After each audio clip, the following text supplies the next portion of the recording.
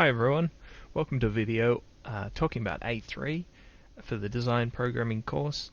I'm going to be going through just a few tips and giving you some guidance on how to approach this assignment. But before we move on, we do have a request, and that is that you fill out a student survey. These have been very helpful in the past to make the course better. And it will help us in the future, so please do that. If there's anything that you really liked about the course, let us know, because then we can focus on that and make sure we do it again. If there's anything that you feel like we could improve on, let us know, because those are the points that we really want to fix going on into the future. So the first thing we're going to be doing is breaking down the brief into requirements. We've already sort of done this a little bit for you down here in the requirements of the brief section, and that should make things a little bit clearer. But I think it's probably a good idea to actually go through this first paragraph here, just to go to the source material and work out exactly what's being asked of you. So in this first sentence, there's what we can draw out of it is that you are creating a generative interactive artwork. Now we have touched on those points down in the requirements of the brief. We've talked about interactivity, and that is that the user input of some kind should affect what the user is experiencing.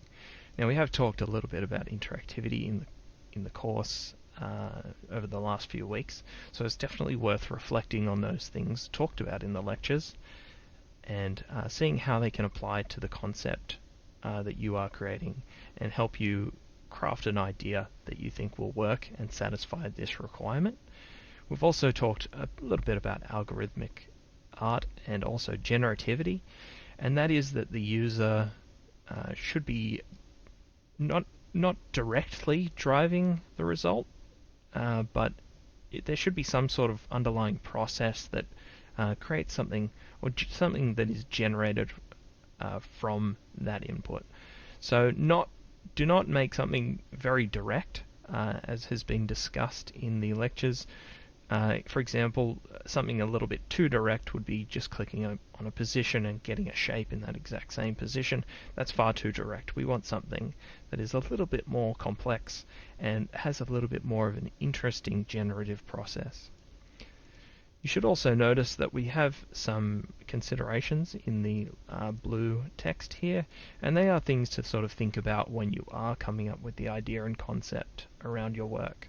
Here you'll see the considerations around algorithmic/generative requirements, and we are talking about how that relates to course theory and also how your work is going to be situated within generative art and design discourse. It's also worth mentioning at this point that it's good to know how this original design brief paragraph relates to these requirements of the brief, and then how these will actually be marked further on in the rubric. So you will see these sort of links if you dig into this and make sure you do understand this. But you'll see things like here where we've asked you to explain how you've integrated one or more of the theories and concepts discussed in the lectures, and also again how you've engaged with generative art, cybernetics, emergence, or something like that. So it's worth definitely mapping those things out. Continuing on with that paragraph, we've also got your portfolio. So that is another important requirement. It is for your portfolio, so there should be some sort of element of personality that is yours. So you can definitely design around that in the concept phase, and make sure you do communicate that to us through your design rationale, which is the PDF that you will provide. But you also see links here about suitability for your personal portfolio, and these are the sorts of things that you should be thinking about when you are creating this.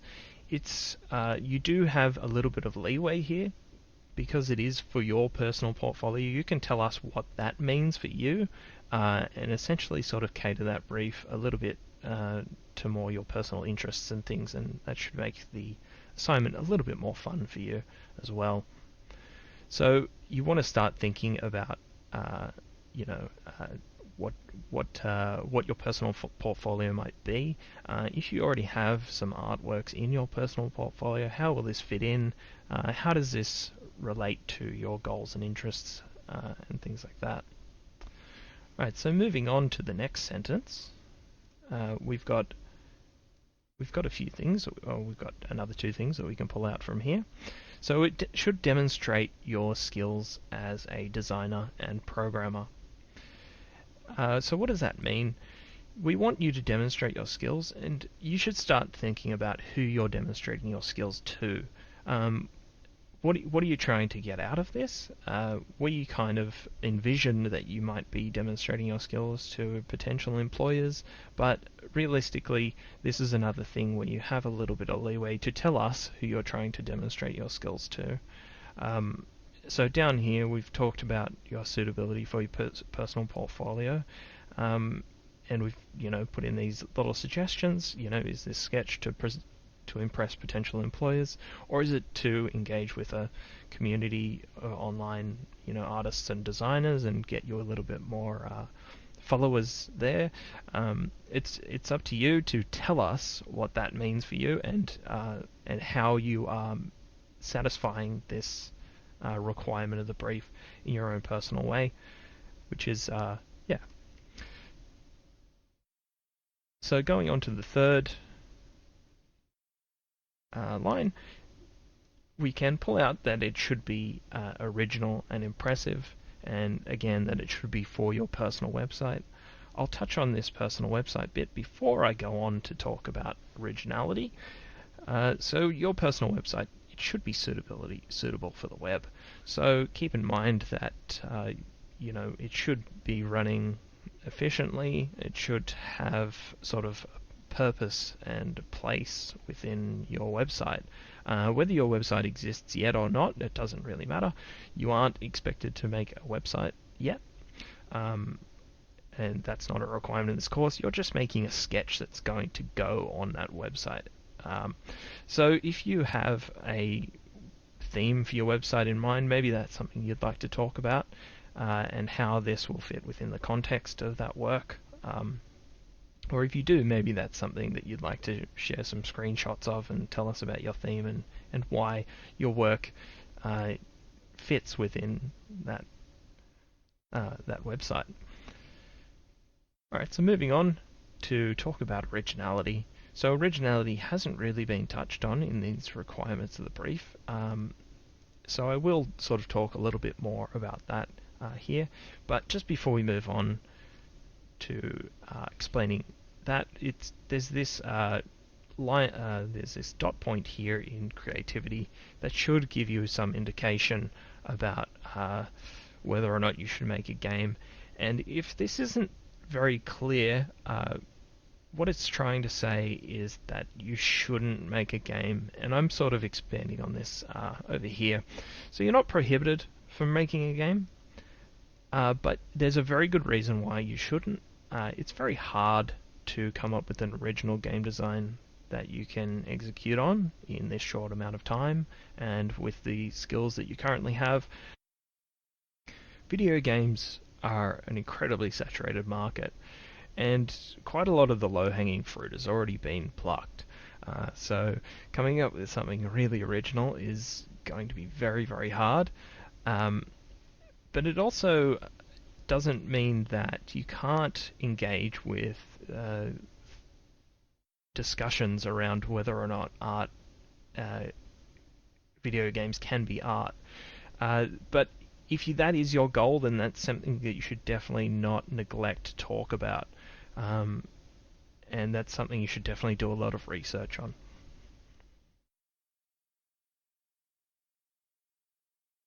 Alright, so moving on to talk about levels of originality.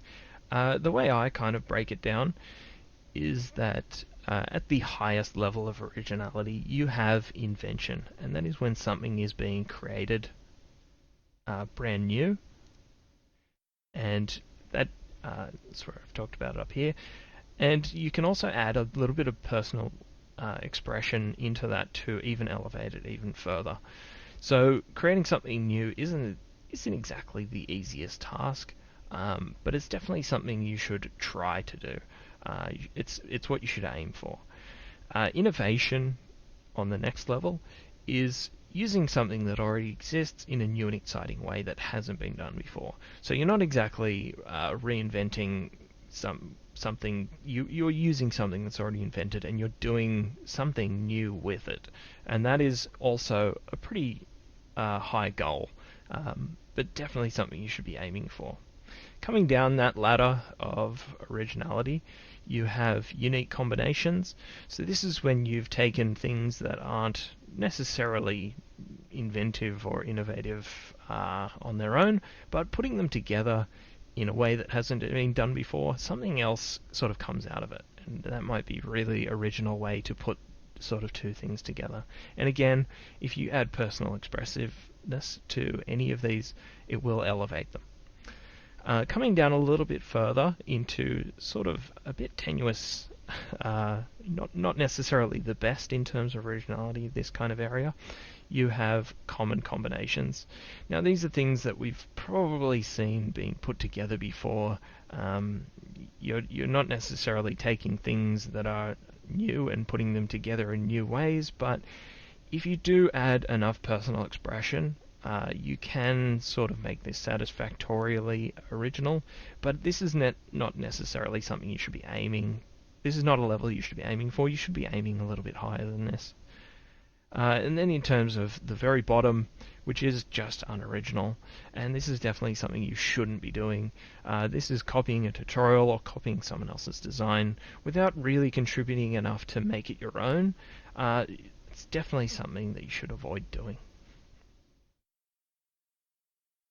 So continuing on, just a quick reminder, I've already touched on this a second ago, but you do not need to create a website for this assignment. You simply need to create a P5 sketch that can be showcased on a personal website. So make sure you understand that. And you're not also trying to recreate a website just in P5 either. It is just the element that goes into a web page, not the web page itself. The next thing that I want to talk about is that written design rationale. So it's something you should always be conscious of from the concept phase and all throughout your design, and you should be writing things down as you go. So we're going to be expecting a few things from you, which we've talked about in this design brief. Here it briefly says that you should talk about choices you've made, what you're inspired by, and the aesthetic that you're aiming for. And it can also contain images and links to other media if you'd like that. And those could be helpful explaining some things. Also, throughout the rubric, there's a bit more information about what you should include. So you should have a target aesthetic, a kind of style, mood, and vibe you're going for, and what you want to evoke in your users. And again, it's talking about the choices you've made, what you're inspired, and what the aesthetic that you're aiming for. Also, within the rationale, you do want to talk about the theories and how your work is situated within the discourse of these topics. So, looking at these and taking notes, it's good to know beforehand what you should be sort of ready to put down in your design rationale when you are ready to write it. So taking those notes are incredibly important. So anytime you make a design decision around the concept of your work, or the aesthetic choices that you're making, or decisions around human-centered design, you should definitely be taking those notes down. I also recommend taking notes down of any resources that you've read to do a bit of research into topics, and any inspiration that you might have had. Just make sure that you've got a good document that is full of all of these things, and when you looked at it and why you looked at it and sort of what you got from it. Those kind of notes are going to be really good when it comes time to writing your design rationale. And we will be able to sort of tell the difference of whether these are actual decisions that you made along the way, or whether you are just trying to rationalize some things that already exist at the end, we will be able to tell the difference. It does make a lot of difference to your design rationale. So also within that design rationale, you'll be rationalizing your design solutions. So talking about how you have met the requirements of the brief. You want to talk about how you met them, what your solutions were, how you approached them. Are you successful, and why you were successful. So with all of those things, talking about everything that we've sort of asked for here, the inspiration, aesthetics, as well as the design solutions, all of those things, you do want to fully justify. So in terms of writing a good justification, you want to have these three things. You want to explain what you did. So this is exactly what you did. So this might be some code that you've written, or which colors you've picked and things like that. It can be quite rudimentary, but it is just very clearly telling us what we're meant to be looking at in terms of what you're trying to justify. Then you talk about the motivation. So this is where you talk about why you did that thing that you just explained that you did. So it's revolves around the goal that you were trying to achieve by doing that thing. And the last thing that you need is the rationale, which is the reason why doing it the way you did it helped you achieve that motivation that you were going for. So the best kind of rationales usually have some basis in academic writing. So it's good to do a bit of research into the theories around, maybe if it's a color that you picked, then maybe it's color theory, and you'd have some sort of documentation to look at and be like, well, this is proof. This is actual written proof that the way that I did it will work for these reasons. So that's that. So the final thing that I want to talk about is your development plan and how you should approach this, and give you a few milestones that you should probably put into place so that you are keeping track and not falling behind when you are approaching this. So I've got a few milestones. I think the first stage that you should all be up to right now is coming up with the concept. This is where you're coming up with an idea that satisfies all of those requirements of the brief, trying to come up with different ideas, sketching out different ideas, coming up with low fidelity mock-ups, and definitely talking to your tutor about your solutions, seeing if they are good enough or could they be made better. If you've got a few different design ideas, it's good to run them by us and sort of see which ones we think would probably get you the most marks and things like that. You should have this ready by week 10, ready to sort of come to your tutors and show us your concept and what you are planning to do. We can give you a little bit more guidance. Continuing on to the week after that, I think you should be at a stage where you're ready to approach your design. And this is where you need to work out your plan of attack, really. So you need to work out what you need to do to complete your goals. And this might involve making prototypes around testing, different interactions, testing whether some generative algorithms work and are looking good, and making sure that that's going to work. You also want to know what features make up your MVP. So to explain what an MVP is to anyone who doesn't know, it stands for minimum viable product in this case. And that means the absolute minimum that you could probably get away with and submit and still have, at least a pass or a credit or something like that. So working out which features are absolutely essential to your design that you can't do without. And then you also need to work out which other features would be nice to have a little bit further when you've got a little bit more time. You definitely don't want to be in a place where you've got all those nice to have features, but the core parts of your design you couldn't get in. You definitely want to hit those core parts first, which is why you should definitely work out which parts are the most important and which parts would be good to have a bit later. You should also plan the architecture of your code. This is definitely something you can talk to your tutor about. Again, talking about different ways to structure your code and things like that. We might have some ideas about how to use objects or classes in really smart ways that you might not have come across. So definitely worth talking to your tutors then. And this should be something you should be at by week 11. You should definitely have quite a few prototypes and things to show us working at week 11. Going on to week 12, you should have completed that minimum viable product. So it seems a little early to be finished with your project, but really you're not finished. It's the first draft. So now from that point on, you will want to keep making it better. You want to keep improving that product. So you'll be looking for features that will help improve your design. You'll sort of polish up anything to make them look better. There's certainly always stylistic elements that you could put in. Maybe you want to add like a little fade or take away some strokes or add some strokes or something like that. There's always little things that you can do to really elevate your product. You also want to be reevaluating your design against those design solutions and going through the rubric again, making sure that you have done enough to maximize your marks. And this should be the stage that you're at by week 12. Going on to week 13, this is where you should be at a very comfortable state, and you should just be going around fixing the little things, making them all really polished again, and debugging things just to make sure those little bugs are out, so it doesn't break in weird places and things like that. That's the last week, so I'd imagine that you'd all be very busy by that stage.